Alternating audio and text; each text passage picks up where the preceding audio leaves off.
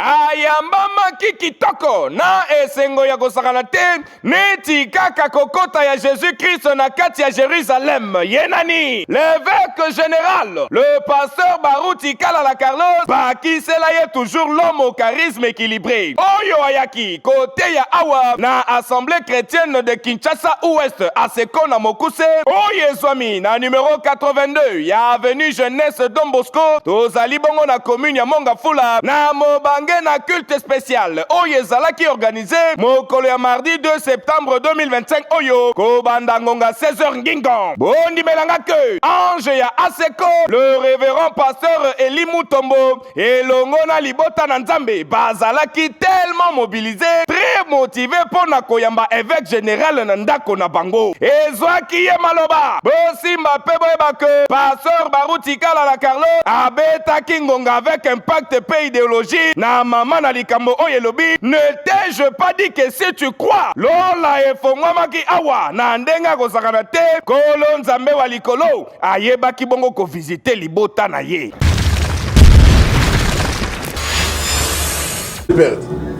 Mais si tu sens l'onction, au bimana monsala bikina azali.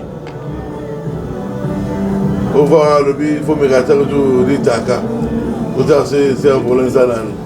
À tout le monde a monté singa, c'est ma case de zanan.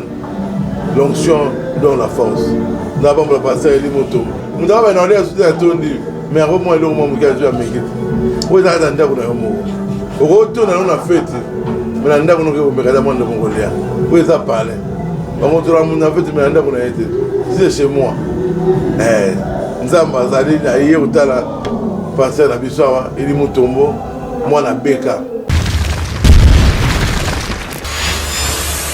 Mais il y a un symbole.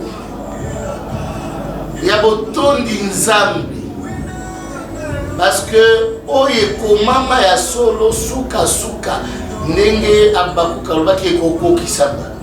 Lelo écriture wana ekolisa. Toza ne symbole. Nangai na église mobimba toza ne symbole. Oyebi nazolo bango pe kaka.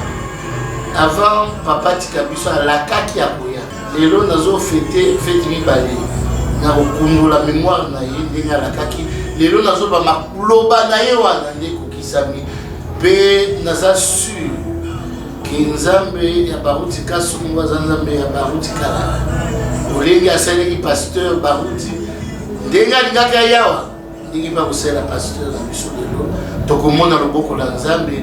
Mission de la tolba été Jésus Christ soit la fierté pour la biso avec ba critiqueur bazalakate mais basuna la biso pour mosale que les bosso mais jusque là une année kaka nzamba zo mimonisa boye zali c'est un peu fierté pour la biso to koloba molimo na papa la biso et pemba na kimia parce que bato bazui na bazali bazo sala mosala.